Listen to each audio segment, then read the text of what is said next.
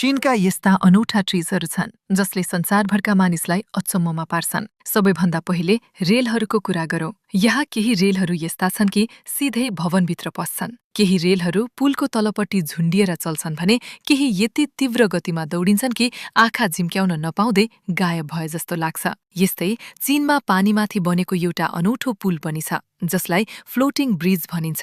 यो करिब 600 मिटर लामो छ। अझ रोचक कुरा त के भने यो पुल हल्का हल्लिरहन्छ। आजसम्म पनि धेरै मानिसहरू यो पुल कसरी निर्माण गरियो भनेर आश्चर्य मान्छन्। चीनका सडकहरू पनि कुनै भूल भुलैया भन्दा कम छैनन्। यहाँका सडकहरू यति जटिल छन् कि यदि तपाईले एउटा गलत मोड लिनुभयो भने नक्सा हेर्दा पनि सही बाटो भेट्टाउन गाह्रो पर्न सक्छ। धेरै शहरहरूमा सडकहरू एकअर्कामाथि तह-तहमा बनाइएका छन् र कतिपय ठाउँमा त 5 तहसम्मका सडकहरू पनि छन्। त्यसैले यहाँ गाडी चलाउनु सबैको बसको कुरा हुँदैन। यही कारणले चीनलाई प्रविधि र सडक पूर्वाधारका हिसाबले संसारकै सबैभन्दा अनौठा र आधुनिक देशहरूमध्ये एक मानिन्छ।